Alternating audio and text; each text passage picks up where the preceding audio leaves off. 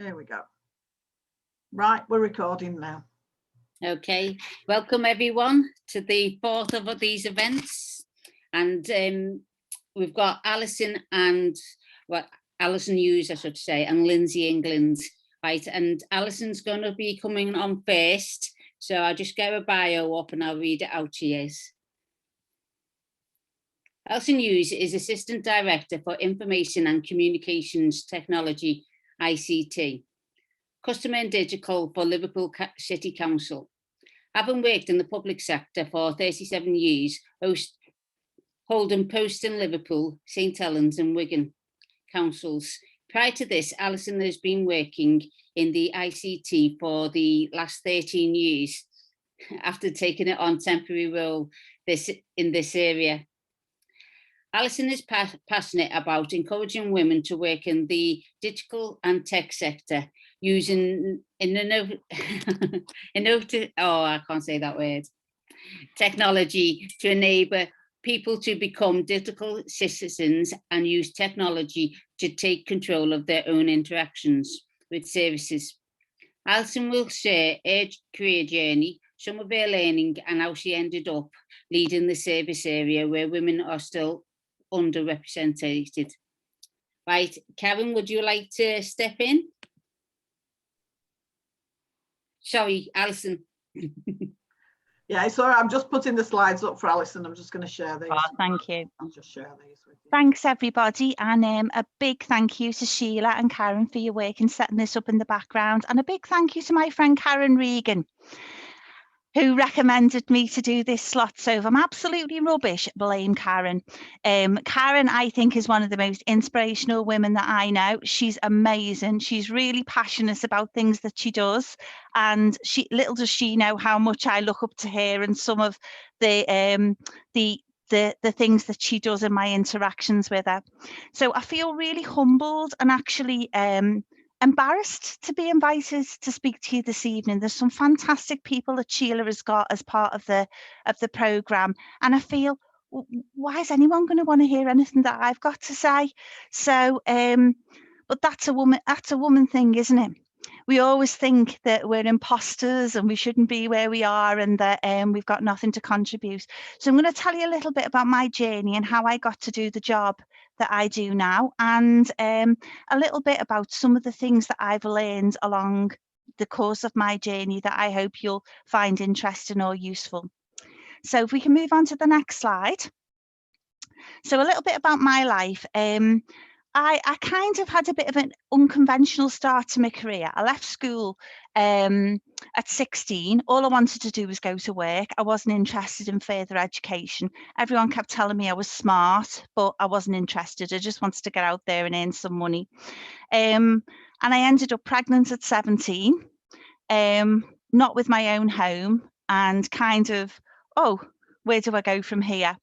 So I was really lucky at the time because the government, in all of its wisdom, was giving, we were actually financially not very well off, and the government was giving people really good benefits to help them live richer lives. And I was eligible for the princely sum of 28p, which I remember at the time didn't even entitle me, it didn't even help me to buy a loaf of bread. But the marvellous thing that it did do was it gave me access to free education at the local college, because it rendered me as being sufficiently poor to be able to access courses free, which was absolutely marvellous for me. So after I had my little boy, they had a free crash, and I went along to the college and I started to continue my education. And I always remember when I first went there, one of the things that I really wanted to do was learn to type. And I went to a school where it was all very, very academic, and we didn't learn anything that was actually useful to me in my first career roles. So I thought, I'm going to learn to type, and it was one of the best things I ever did, because obviously computers came round the corner and I was really proficient and able to type really well. So that was kind of a really good decision I made. So I did some more qualifications, and I started my career in local government, and it was kind of really the first proper job that I got. And I thought, right, I'm responsible for this child now. I've got to kind of make sure that I can support him and look after him, and kind of get my act together a bit and stop being this wild child that I was as a teenager, and be responsible and do all of those types of things. So I did, and went on to that, and I landed my first job in local government, and that was working in a residential children's home that some of you may be familiar with in Fazakerley, which was one of the most eye-opening experiences I've ever had in terms of coming into contact with a whole load of people who had never kind of encountered before. Absolutely loved that job. It was brilliant, and I learned loads, and I was very, very lucky that as part of that job that I was given opportunities to access workplace qualifications and do some day release, and that again helped me with my career. One of the other things that I was really lucky to have access to was when I started in the council, it was very male dominated. There was not a lot of women into management, so the new assistant director at the time took the decision, the bold decision, which was subject to a great deal of challenge, to implement some positive action training to help women get into management. And I was chosen to go on it, and I was thinking, why me? You know, why have I been chosen to go on this course? And it was absolutely fantastic. It was, you know, one of those courses where they covered things like how to do a presentation, how to do recruitment, how to deal with disciplinaries, a whole range of skills. And it was an absolute marvelous springboard in terms of more about giving you the confidence to be able to go and apply for roles, because it was really difficult, because it was, you know, a very much a male dominated organisation, and there was a lot of masons, and there was a lot of that kind of stuff going on in the background, so it was quite hard for women to get into a management position to get the experience they needed. So I did this marvellous course, and it gave me loads of confidence, and from that I got my first management position, and that really was like a real step forward for me in terms of getting on the career ladder. Then I was kind of I was, while I was in that role, the Hillsborough disaster happened in Liverpool, and I volunteered to help with some of the response around Hillsborough. And as you know, it was a really difficult time for the city, and I really wanted to do what I could to help. So I got involved with some of the people who were working on the helpline, and I just did things like making tea, and I made sure everyone got sandwiches, and I helped organise the kitchen, and lots of things like that. And I really felt that I was doing something that was helping contribute to the response to the best of my ability and using the skills that I had. Anyway, because of Hillsborough and the impact it had on the city, Liverpool Council was one of the most forward-thinking authorities in terms of what we did going forward around making sure that we were prepared for incidents like that, that we learned from it, that we learned from that very sad incident that had occurred. And we set up our own internal core crisis team, which was to make sure that going forward we had staff who had the skills to be able to respond to really serious incidents. Because I'd been involved, I was quite interested in accessing the training around that, and I became part of the core crisis team. So the core crisis team did loads of training around how we could support people in the event of emergencies, how we could support families, all of the issues that might come up. So I joined the team, and I became the lead for adult social care in the city around managing this team, which was really interesting. And I got involved in so many things that I never thought I'd get involved in as a result of being part of that team. I was part of the Aintree response, which, you know, some of you will remember. And, you know, you remember the Adelphi and the Aintree response and some of the issues around that. And I managed a rest centre for some of the race goers down at Park Road in Liverpool 8. And we looked after a whole load of people overnight, and that was my first experience of doing something like that and being in charge of managing something like that with a team of volunteers. And we found out so much about the public that night. Some of the things I found out was that there are some men who apparently can't go to sleep without a cuddle. Did you know that? So you find the biggest hairiest man you possibly can and offer them that service. There was a whole load of people who were went out, got drunk, and we had to manage them through the night. So it was a real kind of learning experience for us in terms of what we learned. And from that, I ended up being responsible for all the training for the core crisis team in the city, and I worked with the coroner for Liverpool to do training in coroner's procedures, and I worked with the police service around the family liaison officers and how we could work with them.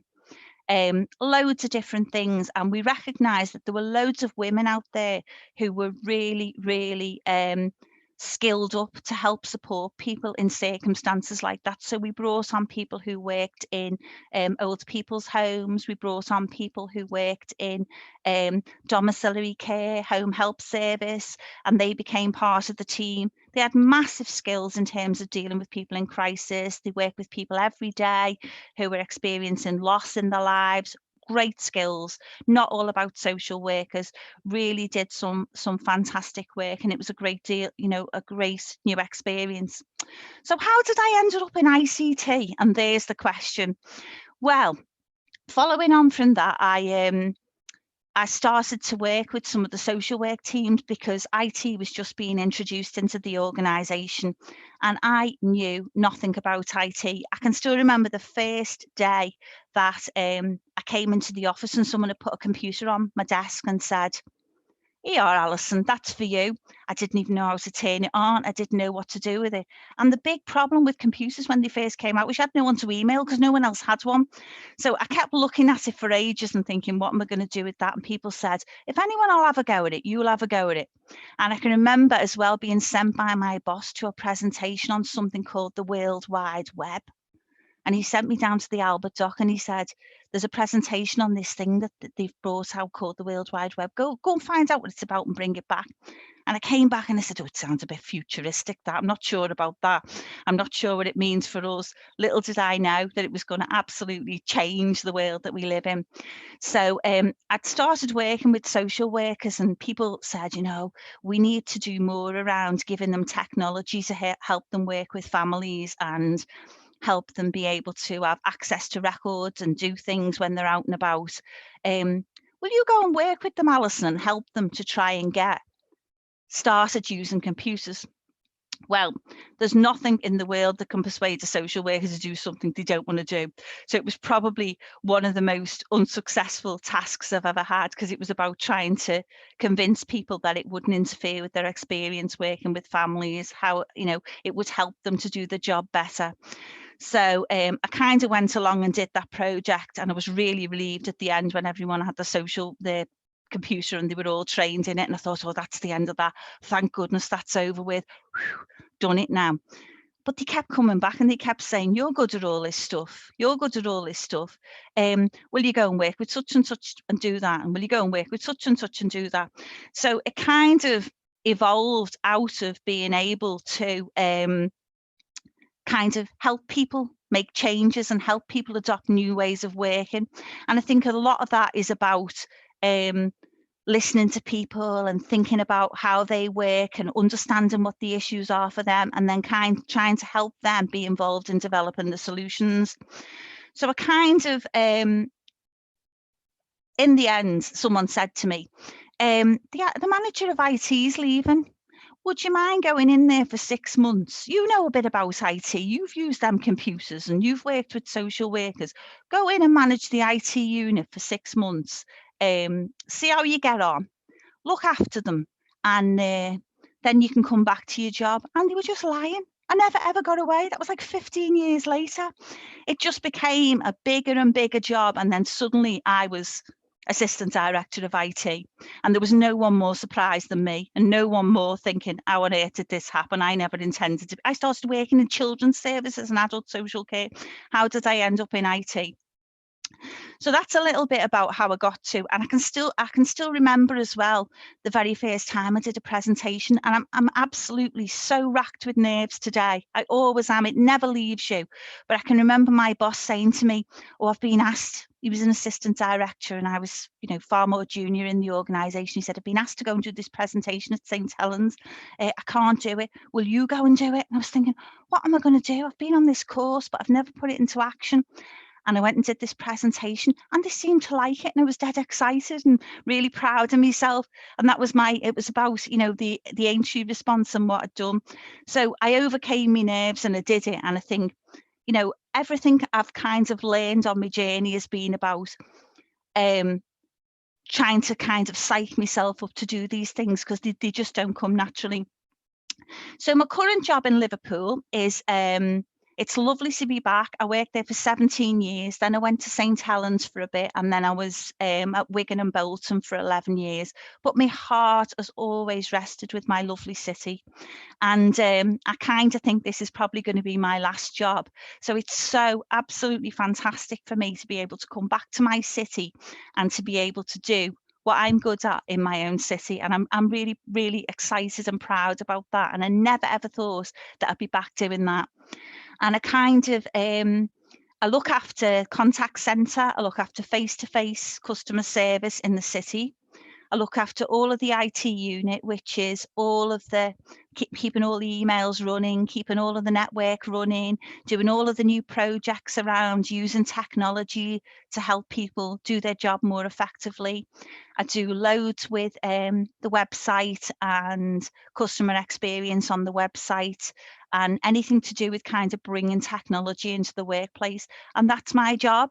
And there's still loads of things I don't know how to do, like we were talking before. I can't use Excel properly, and I'm not as proficient as some of the applications that I used to be.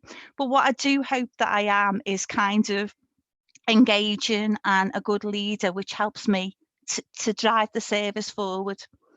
So Sheila asked me to think about what would be my kind of key messages to you in terms of things that I've learned on my journey. So if we can move on to the next slide. The first thing that I've learned is about being ambitious for yourself. And that's not about having really strong career goals. It's about thinking that I can do things and not limiting yourself by your own thoughts in terms of what you can and can't do. My biggest regret in life is not the things that I've done. It's the things that I didn't do because I was too scared to do them. And I'll give you a really good example. In my old role, I dealt with a couple of cyber incidents where we'd had cyber attacks on the organisation. And I didn't know how to do them. I kind of had to work my way through. Anyway, I had a phone call from this guy, and he said to me, would you be interested in sitting on a cyber panel, Alison? And I went, oh, no. I'm not an expert in anything like that. I couldn't sit on that panel with all those really clever people who know about, oh, no, I couldn't do it. Anyway, about 2 days later, my boss, who knew absolutely nothing about cyber, came to me and said, could you do me a favour, Alison? I could do with a note. I've been invited to sit on this panel. The same panel I've been invited to sit on, and I wrote the note and sent them off with my notes to sit on the panel. And I was furious with myself, absolutely furious with myself. So it's about thinking to yourself, I can do things. And, you know, whether it's not always about your career, it's about there are different things that we all want in our life, whether it's career goals, life goals. I mean, I know Karen Regan likes singing in a choir, and I'm always going mad because she gives up singing in the choir because she's got other things going on in life. And I still think to you, Karen, if you want to sing in that choir, make sure you make the time to sing in that choir.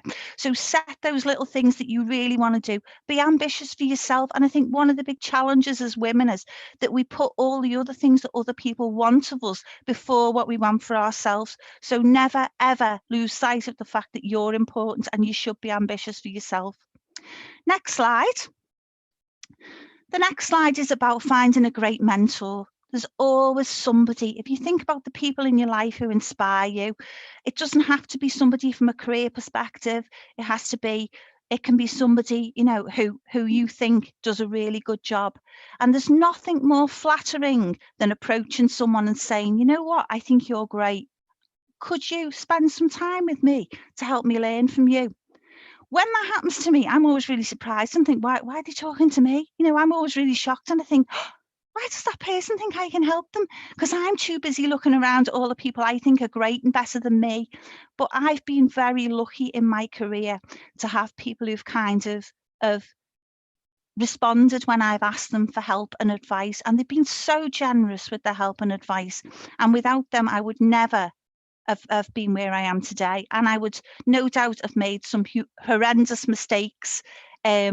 But never be afraid to ask. If there's someone who you think is great, ask them, speak to them, ask them for help. They'll love it. They'll be made up. Even if they're too busy, they'll be thrilled that you ask, and it'll really make their day because they'll feel great about themselves. I have about 4 people that I mentor, and there's nothing that gives me greater pleasure than when they're successful in the career. I think sometimes I'm more excited about when they're successful than when I am successful myself, because I'm so proud and I'm so made up for them, because I know it's something that they really want when they get a promotion that they want. So really, really important. Find somebody that you trust and work with them. Next slide. That is a bit about what I talked about. I was given lots of opportunities, and I can't tell you how many times it was me who said, I can't do this. I don't think I can do this. I don't know enough about this. And there's evidence, isn't there, out there that a man will apply for a job with 20% of the required knowledge and skills to do the job. They'll think, I can still do that. But women need to have at least 80% more before they'll apply for a job. And I think that's really, really interesting. And I always remember that, because it is about, don't let fear of failure stop you doing the things that you want to do. As I said before, my biggest regrets are the things that I didn't do, and my boss going off with that piece of paper in her hand that I wrote to do the thing that I was invited to do. I'm not bitter about that, and I keep going on about it. But it is really important that you focus on what have I got? What are the things that I'm really good at, and how can they help me achieve what it is that I want to do? I'm not technically extremely knowledgeable, but I know I'm good at problem solving, and I know I'm good at helping people through difficult things and being supportive and helping them to kind of understand how it is we can solve a problem together. And that takes me a long way without having the technical skills. Next slide. I think this is really important. Be authentic. And you remember the wizard pretending to be something that he really wasn't. I think one of my big issues in terms of confidence as I've gone throughout my career was I didn't look, or I didn't sound like a lot of the people who were in senior positions in my organisation. I had a really strong Liverpool accent. A lot of them didn't. I was really conscious of how I was perceived and whether I was presenting the right image. And I think at first when I went into a management job, I kind of looked and dressed not really how I was myself. And what I've learned now is that the thing that people like most about me is that they think I'm authentic, and they think I'm honest about who I am, and that I'm also very honest about things that I don't know about and things that I'm not sure about. And I'm never afraid to say, look, I don't know all the answers to this. Can you give me some time? Can we go away? Can I think about it? Can I find out? Whereas I've encountered managers in the past who think that they have to always have all the answers and they have to be there being able to answer everything straight away, or that makes them less of a manager. It's okay to say that you don't know. It's absolutely fine. And I think people really respect you for that authenticity. One of my absolute idols is Jacinda Ardern, the New Zealand Prime Minister. And I really love her because she's so authentic and she comes across as such a real person, and you kind of believe what she's got to say. And when you compare her to some of the politicians in this country, she just blows them out the water because she just comes across as really genuine. So that's something. Don't be afraid of who you are. Celebrate who you are and think about how that makes you the kind of person that people can relate to. Next slide, please. I think this is a really important one. If someone tells you that you're brilliant, believe them. Believe them.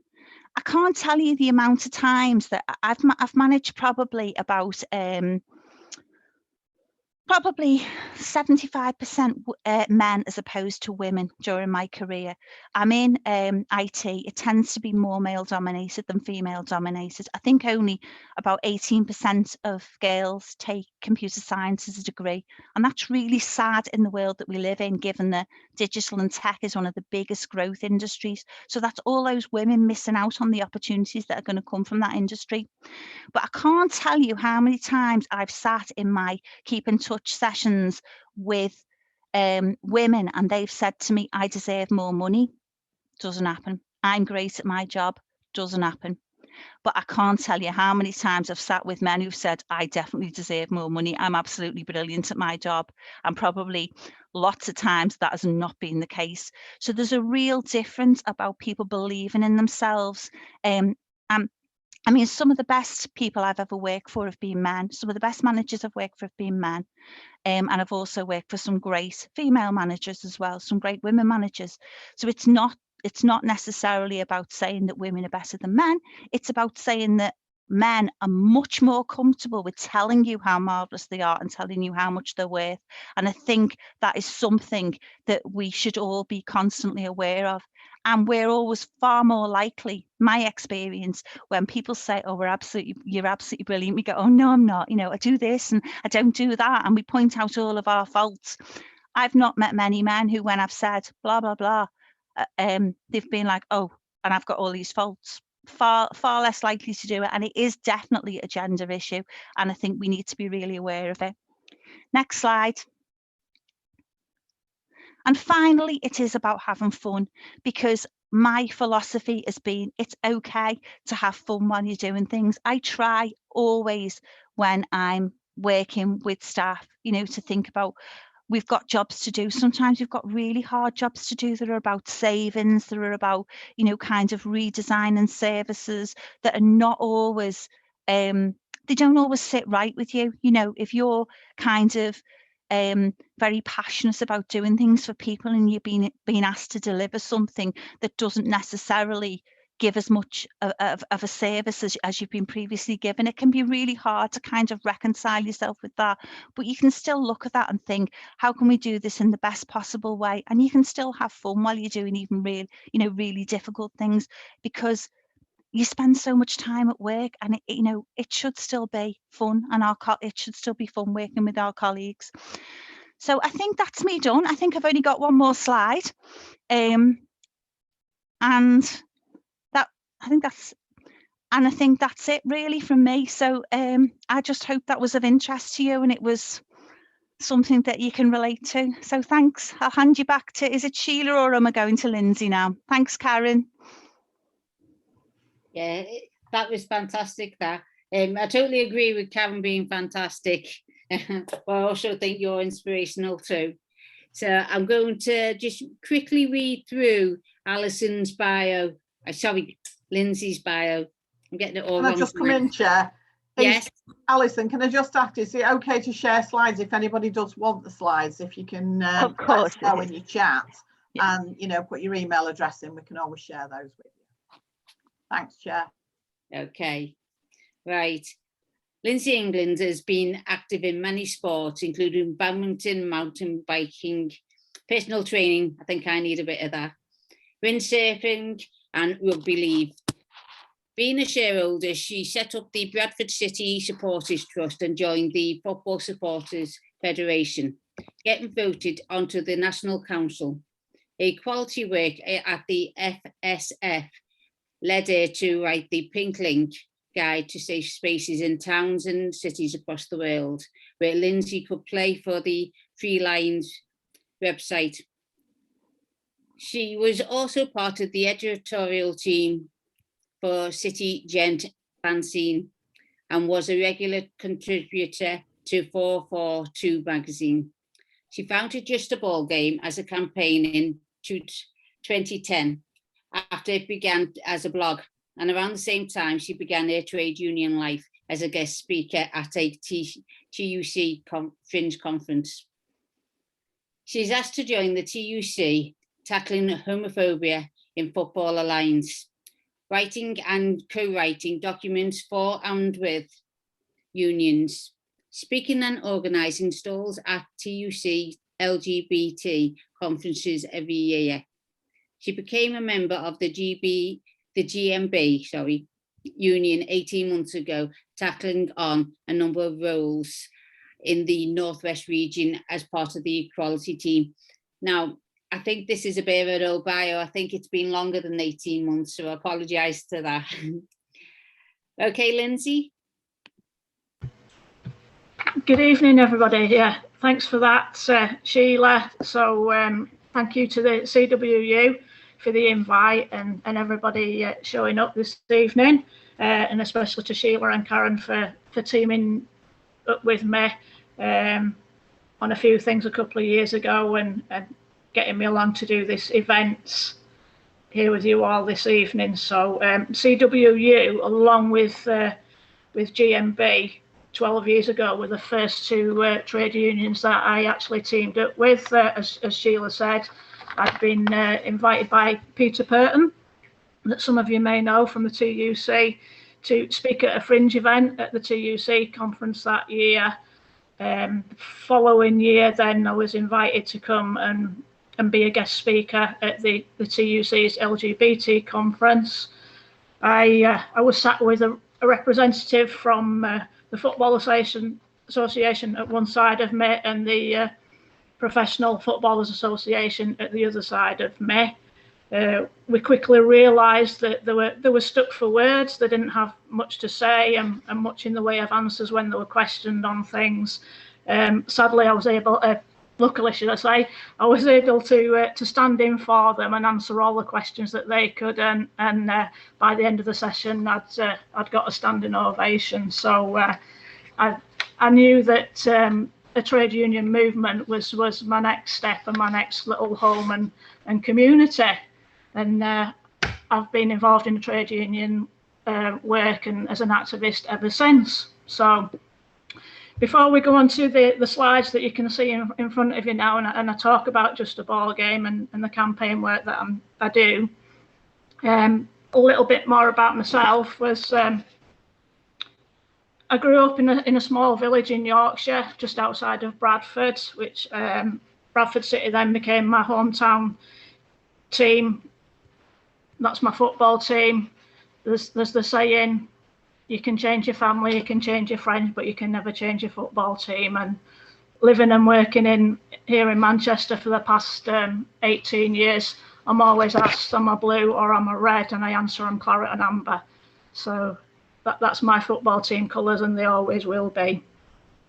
I grew up with a love of other sports alongside football, and I also grew up with a love of the arts and of music. So the first industry that I went into after leaving school was engineering. I then progressed into shop fitting for a short time, but I was on poor wages and I was never taken seriously, and I was never allowed to gain any qualifications in those environments. So I supplemented my income that I was earning, even though it was hard graft, especially in the engineering. I was doing foundry work, press work, milling and grinding, and I was competent at what I was doing, but I was never given any day release to college or anything like the young men were at the time, and that, so I never got any qualifications to back that up. So I supplemented my wages with my love of music and going out DJing 2 or 3 nights a week as well. So that actually became a career that lasted me almost 34 years, and I was actually earning more in the end by DJing than what I was in the industries that I were working in. Since then, I've progressed. The last 20 years, I've been working full-time and part-time, depending on what I've been offered in the security industry in various roles. So, as you've heard, I was quite late to being an activist to the trade union movement. I've only been involved really for like 12 years, but being punk and being part of a football family, especially at Bradford City, I guess those sort of communities that I was with then were my grounding, and I knew what oppression was from those bad old days of the Thatcher years, where we were told that if you're punk or if you're a football fan, society doesn't like you, you're going to be oppressed and we're going to keep you down. Okay, so working in male-dominated environments over the years, and not only just having to be good at something, but quite often having to be perfect, it sort of strengthened my resolve, And every time I was kicked, I got back up again, and I carried on playing. But I played my game, not theirs.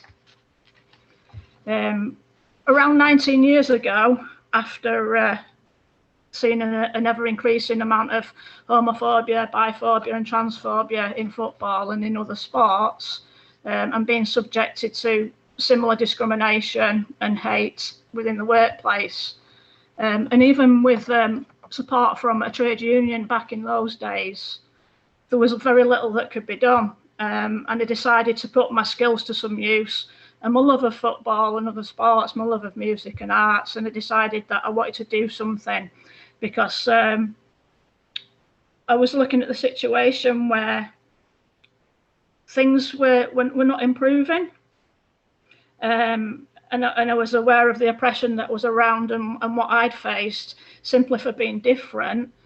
20 years later, young LGBT people were facing similar and the same things, and I thought, you know, this can't be right. Something needs to be done about this. So I created Just a Ball Game, which began as a blog. At first, it was named Roberto Carlos's Thighs. It was just something that I did with my love of football and put the word out there and started, you know, telling little bits around my stories. And I got quite a good reaction from the local LGBT community here in the Northwest. And they ended up putting some of my blogs into print in the LGBT magazines that went as far up north as Cumbria and things. So that's a little bit of an introduction about myself. I don't particularly like talking about myself. I'd rather crack on and speak about my campaign work and my activism work that I'm doing. So I'm going to go through the slides with you very shortly. It's only going to be a short presentation of the slides today. It's something that I do in education establishments and in workplaces. So if you like this little bit of an introduction that you hear from me today, by all means, give me a shout and get me along to your workplaces if you want to. We're using sport, we're using football, we're using the arts and music as tools, because a working class environment know and recognise and grow up with, and it's a great way to introduce an LGBT plus community to people in a working environment.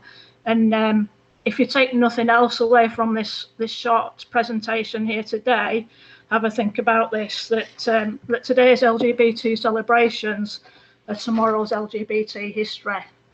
So if you can move on to the next slide for me, please, Karen. Okay, so a little bit about Just a Ball Game then. We're a grassroots campaign organisation. The first 5 years, I practically gave up my holidays, my weekends off, and enjoyed myself and my friends to stump up the money to fund the campaign, because there was very little funding available. Every time you mentioned something was LGBT, sadly people didn't want to know and they turned you down. The first little bit of funding that I did have come in through my my music connections and the music world that I've lived in. Good friends of mine, Beth Ditto in The Gossip. Some of you may have heard of Beth and The Gossip. Some of you may not, but they actually they sponsored me with £1,000 to get some T-shirts and some flyers up and running, so that I could use them when I was out and about at events and things like that. So we used to get the message along, like the aims and the objectives that you can see here then through those flyers and other resources in the early days, that we wanted to encourage and promote football and sport and things along young LGBT plus people. And we also wanted to help build an LGBT plus community around football and link up with people and, you know, ensure that effective communication was happening.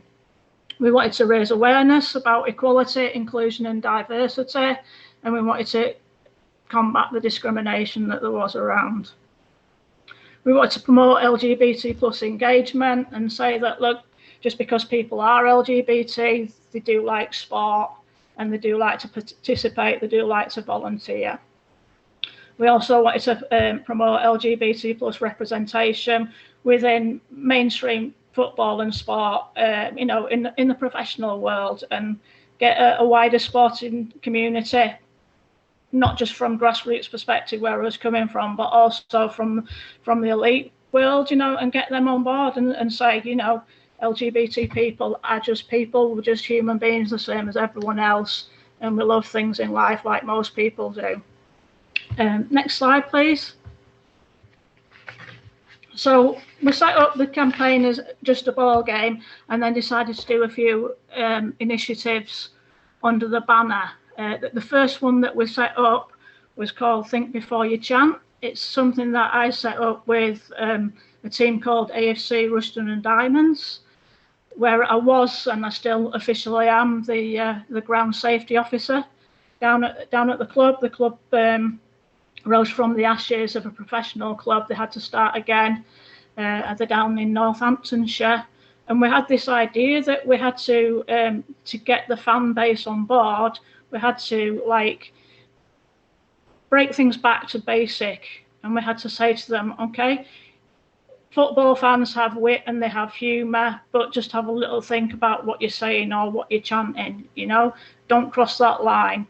You know, and that, so we wanted to have that banter, and a word banter was terminology that I particularly don't like using, but football fans can relate to it.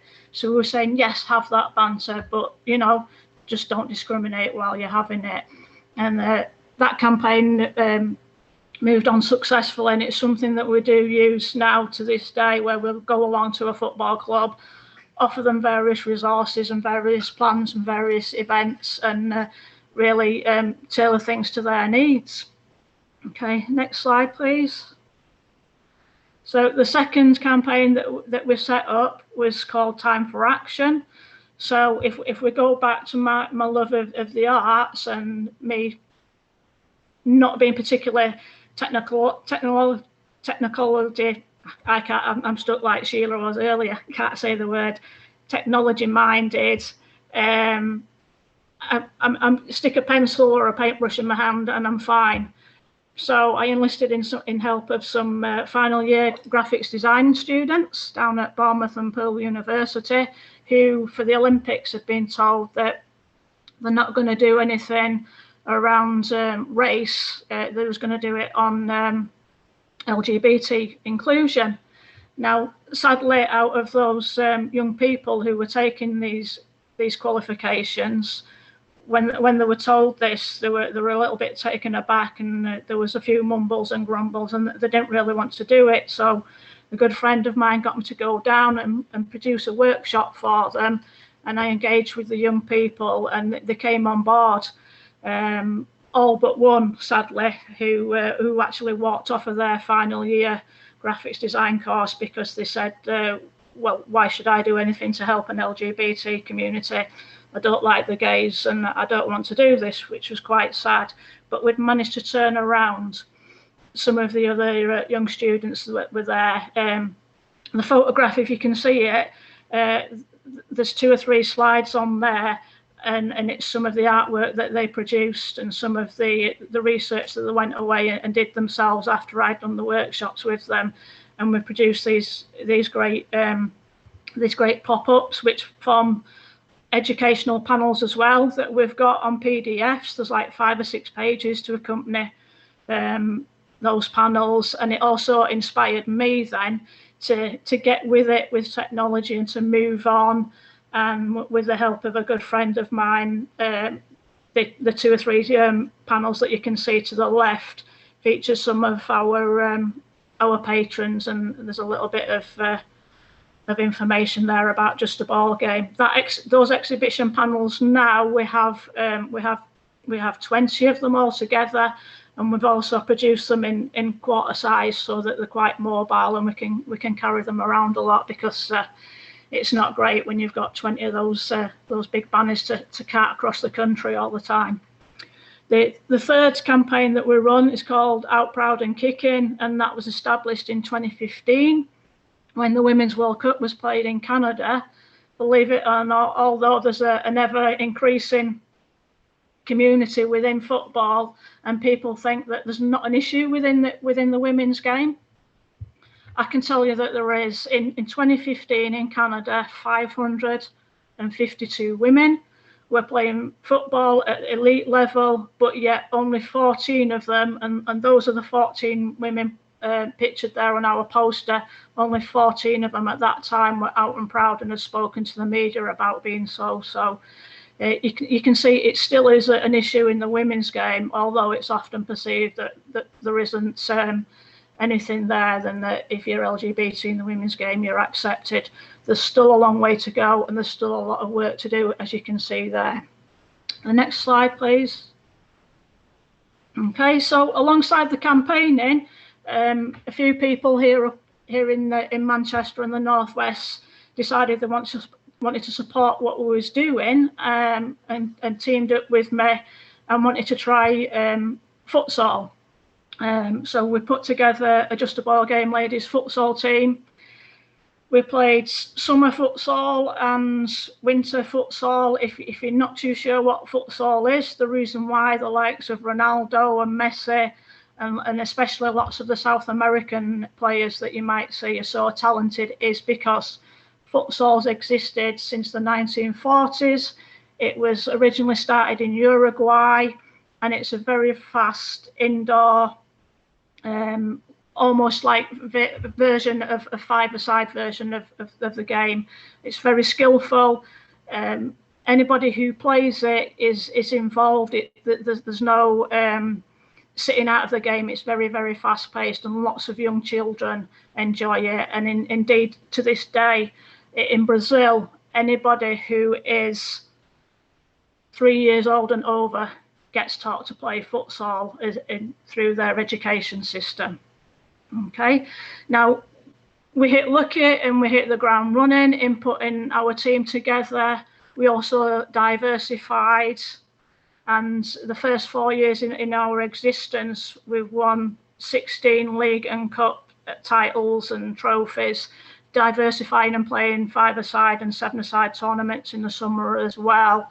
Sadly, all our careers in futsal came to an end because Manchester League and Manchester County FA, they dismissed a claim of discrimination that I put in, and even after sending 63 pages of evidence, they said, go away, that's not homophobia, we don't have to do anything. I had to call in the big boys and girls down at Wembley Stadium. They got an independent panel, but this took 8 months, and it took eight months of my persistence to say it's unacceptable how we've been treated with this weight of evidence behind us. The panel found guilty. They were ordered to pay fines of £50 and £100 expenses. Because the FA run the league and the league run the FA, they was just paying that funding back to themselves. But the thing that hit us the hardest was the fact that the one thing that we asked throughout of all this was that all we wanted to do was to be able to play futsal again, because I dare put in the complaint on behalf of the team, they suspended the team. So we didn't play for 8 months. Then when we won the case, this discrimination case, rather than put us back into the league, which was the one thing that we'd asked for, to be reinstated to the league with immediate effect, they cancelled women's futsal in Manchester and the Northwest, and nobody's been able to play futsal in the women's site set up since, because they just cancelled the league. Okay, next slide, please. Very quickly onto a few of our patrons. Very honoured to have Francis O'Grady from the TUC on board as a patron. At the other end of the scale, that's a young Emily Ramsey from 3 years ago. She was 16 at the time, and she's a goalkeeper. And she started her career playing for the Lionesses, playing 2 years above her age. She's now a goalkeeper for Manchester United women's team, and it was amazing to have Emily come on board as a 16-year-old, because she can speak to her peers, and if she can go out there and say, look, I'm not LGBT, but I support an organisation like Just a Ball Game. All you young people around me, you're my friends, you can do something similar as well. Next slide, please. Very quickly, a couple of our other patrons. The first one you can see there is my friend Karen Hulzer, who's a 7-time world champion archer. Karen came out 3 weeks before the Olympic Games were held in London in 2012. And Karen's great story, apart from the fact that she's LGBT, is that she never actually took up a bow and arrow until she was 42 years of age, but she still managed to make world champion several times. The other person that you can see there is Claire Harvey. Claire's a friend of mine who used to be quite high up in the prison service. She sadly got knocked off a bicycle going to work one day, ended up in a wheelchair, but she then progressed from not being able to play rugby into playing volleyball, as in sitting volleyball, basketball, shooting, and she's featured in the Paralympics as a GB captain. So next slide, please. So 2 young men who lots of people will be aware maybe that back in the 90s, Justin Fashanu was the only gay man professionally to ever come out, and that more or less ended his career. And sadly, with other things going on as well, Justin took his life with all the pressure that was going on. Nobody in the professional game here in the UK has ever come out since. So the first slide is the first panel, should I say, on the slide is Liam Davis. You can see at the time in 2011, Liam Davis played for Gainsborough Trinity FC, which is several steps further down below the professional league. But he came out and he's had very, very few issues within the game. The other one is Anton Hyson. He's the son of a former Liverpool player, Glenn Hyson. He came out playing in the semi-professional league in Sweden a decade ago. Our social media today has featured a new story and a new video that is put out, and he's been very well received within the game in Sweden. So it shows that it can be done, and we're really proud to have these guys on as our patrons. The next slide, please. Okay, so as well as going around to Pride events and speaking to people within the local LGBT community, or on a wider scale like I do nationally, and also I travel quite a lot to Germany and to Belgium, the Netherlands and France and Spain, where I've teamed up with like-minded people who are part of QFF, which is a queer football fan club. So I've been part of their movement for the last 15, 16 years now. We need to build on what a non-LGBT or a straight alliance, if you want to call it that. As much as we want to do things in-house and help our own community, we're not ever going to get anywhere unless we have people who are not part of an LGBT community coming along with us. So we're happy to show our pride in the sport that we do, and the music and the arts that we move along with. But we really do need to build on the LGBT plus straight alliance to really get things moving. Next slide, please. Okay, some of the ways that we do this recently is we break down the barriers and we strip things back to basics, which is why you'll see we've got the little bits of the meanings of the pride stripes there, which you will see on a pride flag. The other little graphic is just highlight the LGBT fan groups that there are around the UK and Europe at the moment. There's around 50 now in the UK. There's a few less over in mainland Europe at the moment. There's not only 30 plus, but there's several in North America, and one's just been established also in Australia. So there is a global movement there of LGBT fan groups, and these are LGBT people themselves and straight allies who go to football, follow their football teams, and they've set up a little bit of a fan group to have a little bit of awareness raising in the stadium. And I put them all together on a Google map. I'm happy to share the links if you want to have a little bit of a nosy and see who's there. Okay, the next slide, please. Okay, very quickly, some of the partnership work that we've done in the past has been with a fledgling club at the time 5 years ago, which is Black Country Fusion FC.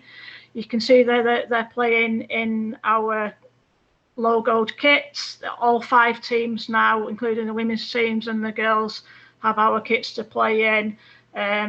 This team was featured in the Carling advert 2 years ago, not 2 years ago, sorry, 2018, as part of the Carling adverts for the Men's World Cup that was around that summer, because of all the equality, inclusion and diversity that they do as a team, predominantly straight men that play and women that play in the teams, but they all have a connection of a family member or close friends or work colleagues who are LGBT, and that's why they want to do the inclusion work that they do. And I can never thank them enough for being on board and helping us with that LGBT Straight Alliance. So the next slide, please. Partnership work we've done in the past has been with Kick It Out. The Home Office gave us a wonderful exciting £5,000 to put some documentation out. With my experience of working as ground safety officer and working in security, we put out some documentation, and it was the first time in 25 years of Kick It Out that when they sent resources out to football clubs, the clubs within days come back, said, these are amazing, we need more of these. Sadly, the Home Office said, we've given you £5,000 to print out what you needed, you don't need any more. We've cracked it, we've eradicated homophobia, biphobia and transphobia from within football. We don't need to do any more. And I'll leave it there. There's a longer story to tell on that, but that's just a little bit of an introduction to what the work was there. The next slide, please. This is what we look like when we go on tour with our stalls at trade union events. We're happy to come along to any trade union events that you want. We've got the big pop-ups, as you've seen earlier. These are the smaller quarter-size ones, and we've got interactive resources on our stalls as well. Next slide, please. Okay, we have fun while we're doing all this, because we're all volunteers at the end of the day. When we do have funding and that, we do go along, and we still team up and enjoy the Pride events. You can see our 2 furry mascots, Castro and Milk, enjoying their day out there with the GMB bus at London Pride. And I'm proud to say the other photograph is the first day that I spent being an activist for the Northwest region of the GMB 3 years ago. And it was great that everybody at the end of the session that day, even though I'd not spoken that day, you can see the reaction that everybody wanted to come round and take home some resources and have a photograph to help promote that work that I was doing. The next slide, please. Some of the other support that GMB have given me in the last 3 years was that they'd helped me with a little bit of funding, because I've been asked to go to look at doing some work with some young people with UCFB, which is the university that helps people along football and sport. And my classroom for the day was teaching those young people at Wembley Stadium, which is amazing, and it wouldn't have happened without GMB. A few weeks later, I then went and I delivered a very similar workshop for police officers at Northamptonshire Police. We've worked with a few police forces now, and they find it really useful and really educational, and it helps them going out into their communities, because they've got a better understanding now of what it's like to be LGBT since they've done the interactive workshops with us. And again, if we can move on, please. That's just our website address and our Twitter account. We're all over social media. And if anybody else wants to have any of these slides or any more information for us, happy to team up with you. And Sheila and Karen have got my details. So thank you very much for listening to myself and Alison this evening. And I hope you enjoy what we've got left of this session and have a good evening. Thank you. Thank you, Lindsay. Right, we had a couple of comments. Right, it looks like we're going to run over a little bit. You've got a big echo on, Sheila.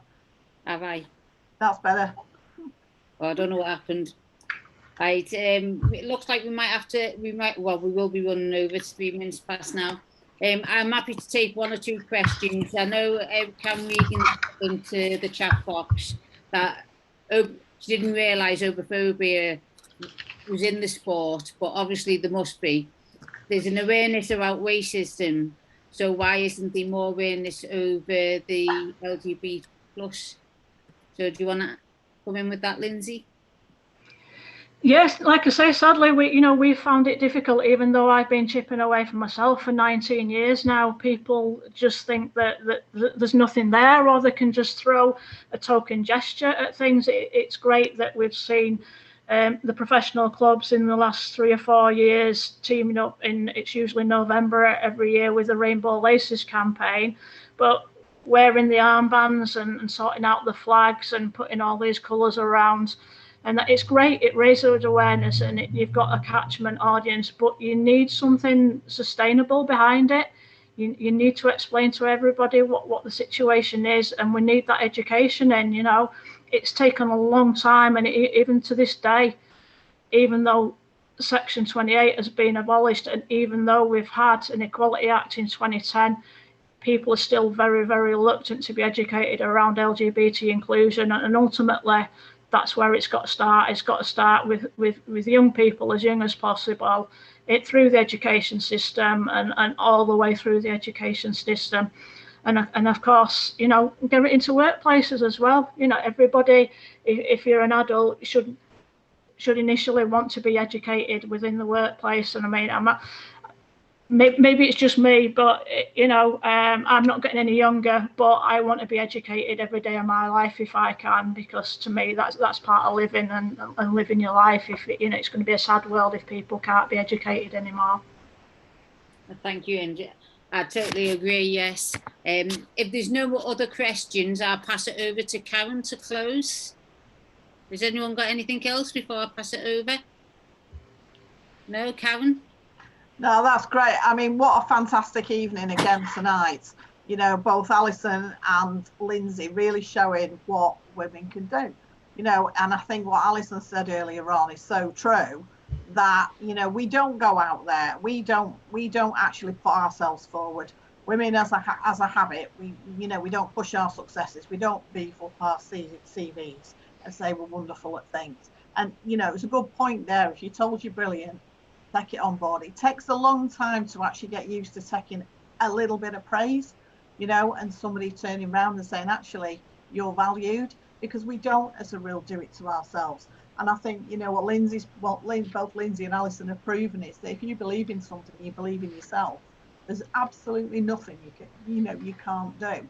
And again, with Sheila sharing this tonight, which again, take my hat off to Sheila for, coming up with these fantastic ideas. And I think we've had an absolutely brilliant evening tonight. Those people who have said they want the slides, I'm quite happy to pass those on. And, to Lindsay, we'll always be there to support you.